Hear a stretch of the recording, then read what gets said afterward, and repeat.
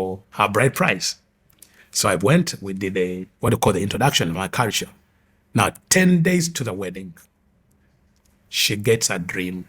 In the dream, there was an old woman that was chasing her in the dream, beat her up in the dream. In the same night I got a dream, an old woman was standing before me and saying, "My husband, are you going?" You remember the... And so when I came out of the dream, I said, I didn't even go into prayer. I just said, the blood of Jesus, like that, simple like that. That day she got a headache. And in the evening, she died. Wow.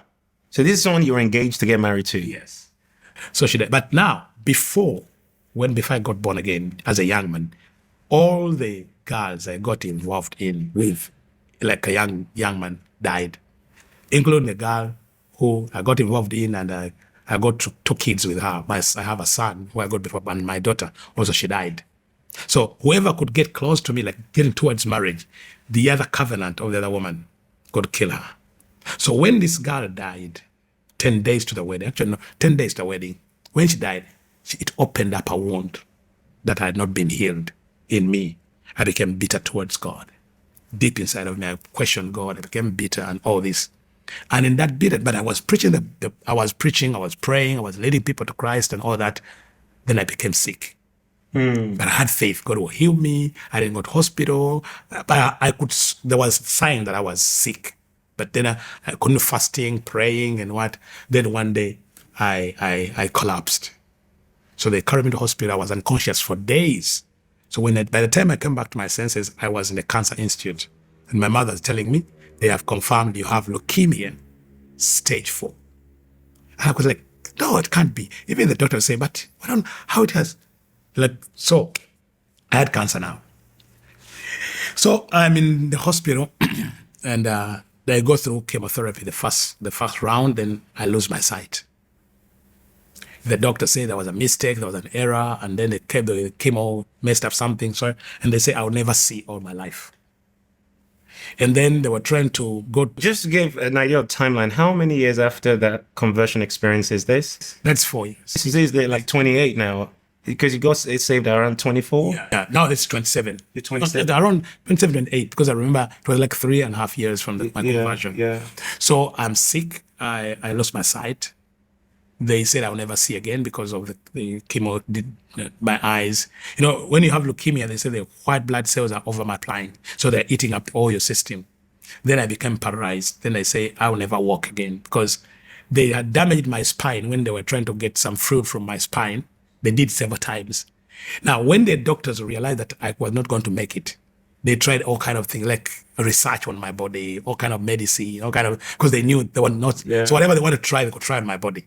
They knew I was not making it. So I'm in this hospital and I'm blind. Then you can't walk. I'm paralyzed. So all my body is full of wounds, but sores. My fingernails are out. My hair is like I'm a zombie.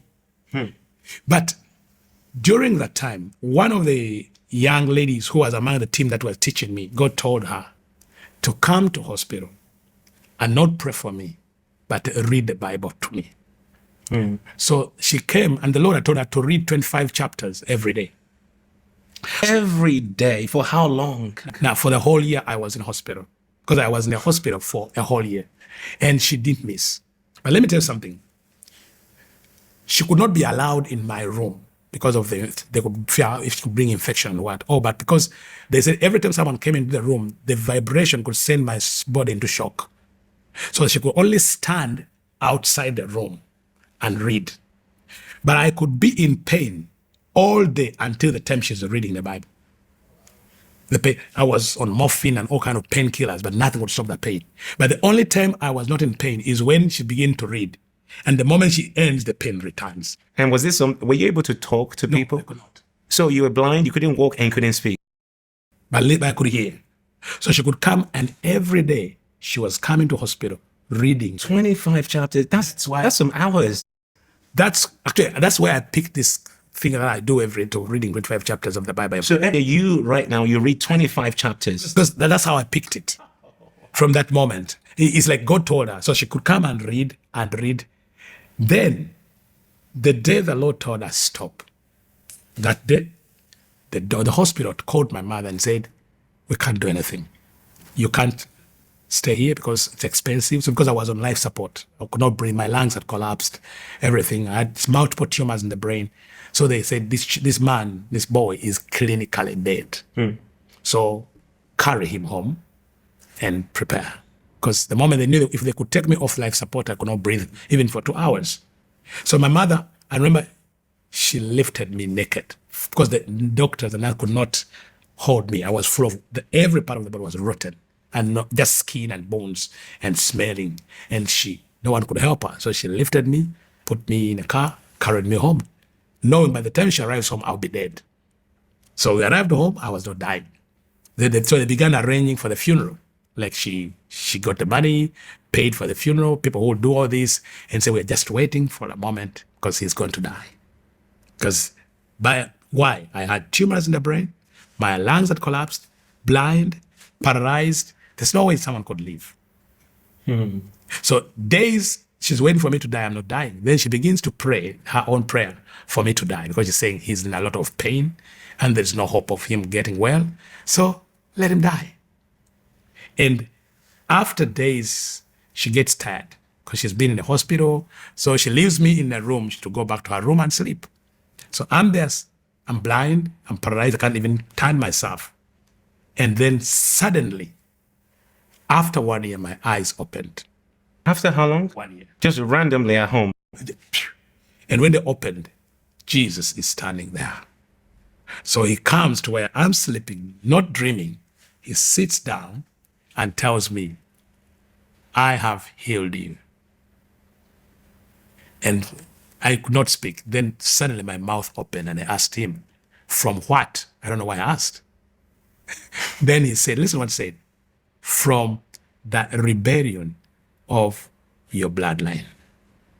Then he told me, go heal my people. He walked away. I stood up. I went to my mother's room. I called her. She couldn't believe. To her, she thought, now that's a sign of someone going to die. So she began calling people, please arrange me. I said, no, Jesus has been here. Jesus has been here. And she couldn't believe. I was walking, I was seeing, and I've been cancer-free up to now. This has been mind-blowing. This has been refreshing, stirring, challenging. So many things stirring in my heart right now. One is which I want to go home and pray after hearing this.